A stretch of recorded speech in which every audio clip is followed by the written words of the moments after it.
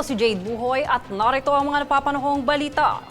Abante na sa quarterfinals ng WTA Miami Open ang tennis ace ng Pilipinas na si Alex Yala. Makaraang umatras sa laban sa Hard Rock Stadium sa Florida ang 11th seeded Spain bet opponent nito na si Paula Badosa dahil sa kanyang back injury. Sunod na makakatunggali ni Yala bukas ay si world number 2 at reigning title na si Iga Swiatek. Si Yala ay galing sa nakakagulat na 6-4 at 6-2 na panalo laban sa world number 5 at Aussie Open champion na si Madison Keys ng Estados Unidos. Sa isang panayam, hindi napigilan ni Yala na ipakita ang kagalakan sa mga nagdaang kampanya. I'm so blank. I'm thinking of my parents who are watching now. Mom, Dad, nakuha ko! Oh my God!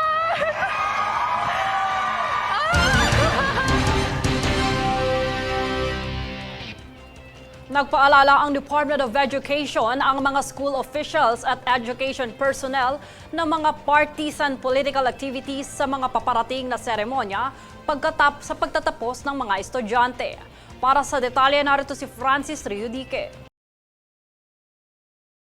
Pinaaalahanan ng Department of Education ang mga opisyal ng mga eskwelahan at mga personnel nito na maging profesional kasabay ng pagiging neutral sa politika. Kasabay ito ng utos ng kagawaran sa pag-iwas sa mga election-related activities sa pagdaraos ng seremonya ng pagtatapos o graduation at moving up ceremonies. Base ito sa kamakailang inilabas na memorandum ng DepEd kaugnay ng nalalapit na national and local elections. Kasabay kasi ng pangangampanya ang panahon ng graduation ceremonies. Nakatakda kasing ganapin ang pagtatapos ng kindergarten, grade 6, grade 10, grade 12 at Alternative Learning System o ALS learners sa April 14 to 15.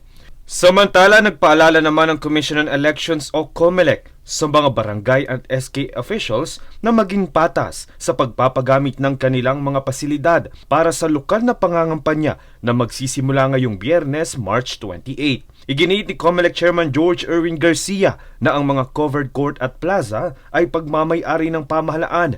Kaya naman ay dapat umanong hindi maging bias ang mga barangay at SK officials sa pagpapagamit ng mga pasilidad kahit na pinayagan ng Korte Suprema na pwede silang mangampanya ng kanilang pinipiling kandidato. Pananagutin umano ang mga mapapatunayang opisyal na hindi nagiging patas. Francis Riudique, nag-uulat para sa Golden Nation Network.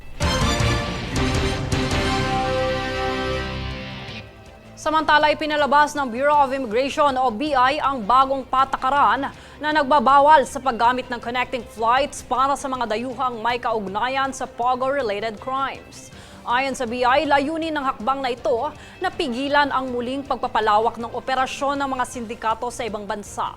Binigyan din ni BI Commissioner Joel Viado na ang mga reformang ito ay bahagi ng mas mahigpit na kampanya ng pamahalaan laban sa transnational crimes.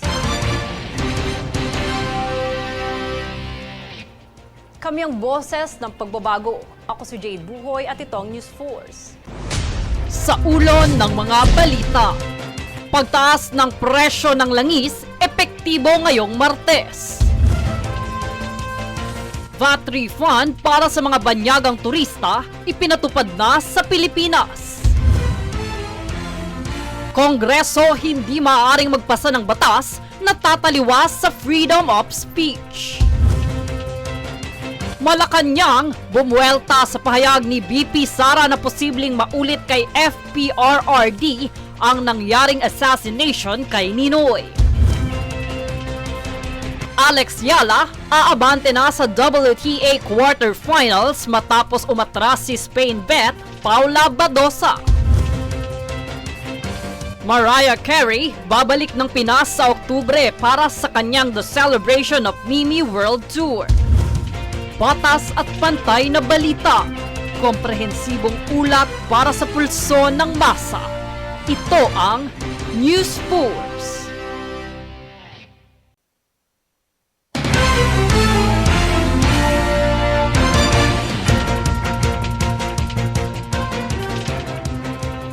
Ako si Jade Buhoy at narito ang mga napapanahong balita.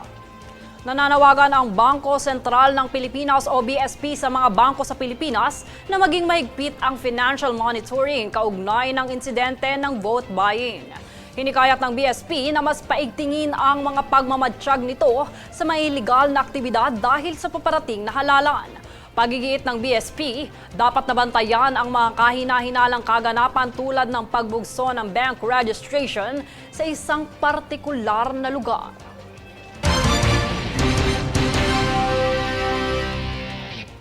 Nilinaw ni Senate President Francis Escudero na hindi maaaring magpasa ng batas na maghahadlang sa malayang pagpapahayag ng saloobin kaugnay ng layuning maiwasan ang paglaganap ng fake news. Ito ngayon ang ulat ni Princess Castro. Nilinaw ni Senate President Francis Chis Escudero na walang nakabimbing panukalang batas sa Senado hinggil sa paglaganap ng fake news, misinformation o disinformation.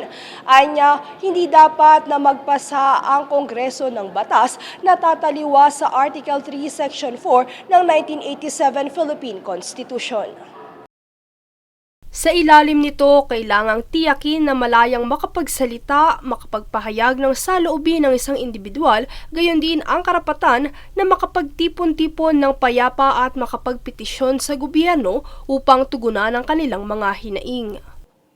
Wala akong nalalamang pending na measure sa Senado kaugnay sa bagay na yan at tinalakay na sa plenaryo. Kung meron man ay nasa komite pa lamang yan. Dagdag pa ni SP Escudero na bagamat walang tama at maling opinyon, kinakailangang maintindihan ng publiko ang pagkakaiba ng saloobin sa maling impormasyon o mga imbentong bagay upang manira ng kapwa. Sa lawak anya ng pagsasaad ng opinyon, imbis na batas ang maaari anyang gawin ay ang limitahan ng pagpapakalat ng mga maling impormasyon sa pamamagitan ng pagiging maingat, mapanuri at pagberipika sa content at pagsiguro sa tamang pinanggalingan ng balita. Samantala, hindi rin anya maiiwasan na maraming mga kapanalig ng pamilya Duterte ang magpahayag ng kanilang hinanakit at magdamdam sa kasalukuyang administrasyon, bunsod ng mga issue at kaganapan sa mga Duterte. Ngunit ayon sa senador, hindi ito nararapat na dahilan para magpakalat ng maling impormasyon para sa intensyong manira ng iba. Iba yung nagsasaad ka ng pawang kasinungalingan at pinapasa mo bilang katotohanan. Magkaiba yun. Princess Castro nag-uulat para sa Golden Nation Network.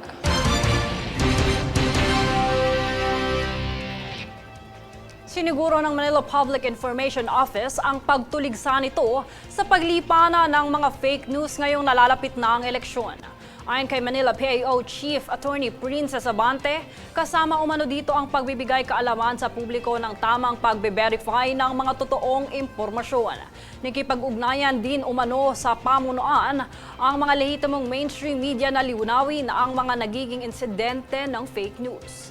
Anumang iligal na pagpapakalat ng maling impormasyon ay idinerekta ng lungsod sa City Legal Office.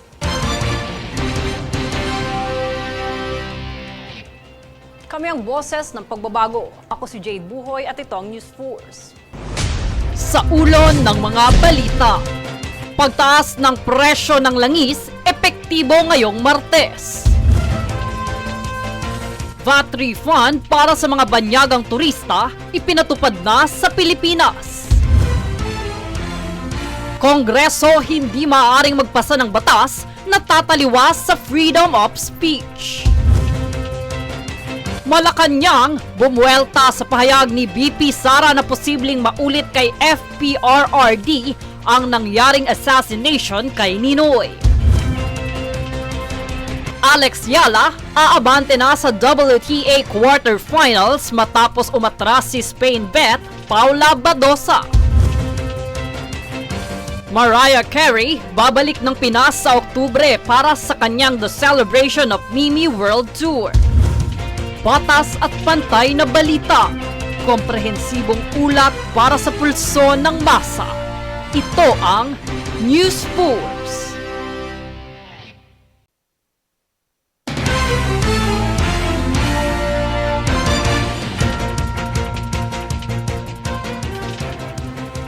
Ako si Jade Buhoy at narito ang mga napapanahong balita. Balik Pilipinas si multi-awarded global superstar Mariah Carey para sa kanyang one-night concert sa bansa ngayong darating na Oktubre. Inanunsyo ito ng award-winning superstar sa kanyang social media post kasabay ng mga bansa kung saan gaganapin ang kanyang pinaka-inaabangang world tour na The Celebration of Mimi. Gaganapin ito sa SM Mall of Asia Arena sa ika-14 ng Oktubre habang ang iba pang mga detalye gaya ng ticket prices ay kasalukuyan pang hindi inaanunsyo.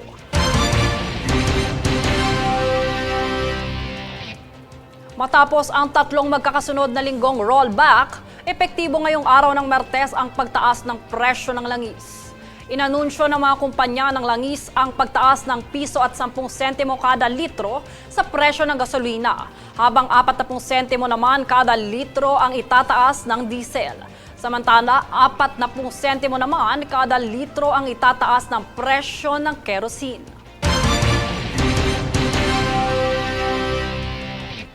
Nilinaw ni Senate President Francis Chis Escudero na hindi pa sila muling nagkakausap ni Senador Ronald Bato de la Rosa makaraan ng kamakailang naging pahayag nito na siya ay magtatago sakaling bigyan siya ng arrest warrant ng International Criminal Court.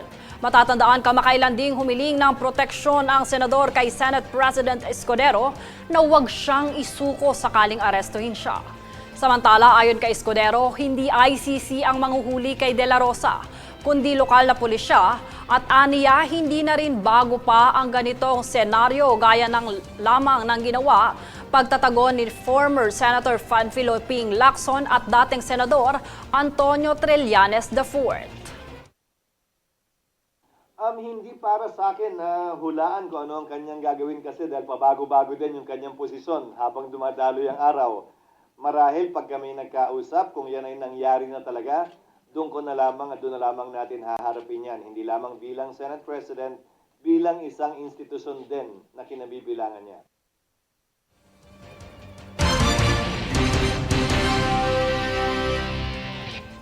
Kami ang boses ng pagbabago. Ako si Jade Buhoy at ito ang News Force. Sa ulo ng mga balita, pagtaas ng presyo ng langis, epektibo ngayong Martes. VAT refund para sa mga banyagang turista, ipinatupad na sa Pilipinas. Kongreso hindi maaaring magpasa ng batas na tataliwas sa freedom of speech. Malacanang, bumuelta sa pahayag ni BP Sara na posibleng maulit kay FPRRD ang nangyaring assassination kay Ninoy. Alex Yala, aabante na sa WTA quarterfinals matapos umatras si Spain bet Paula Badosa. Mariah Carey, babalik ng Pinas sa Oktubre para sa kanyang The Celebration of Mimi World Tour. Patas at pantay na balita, komprehensibong ulat para sa pulso ng masa. Ito ang News 4.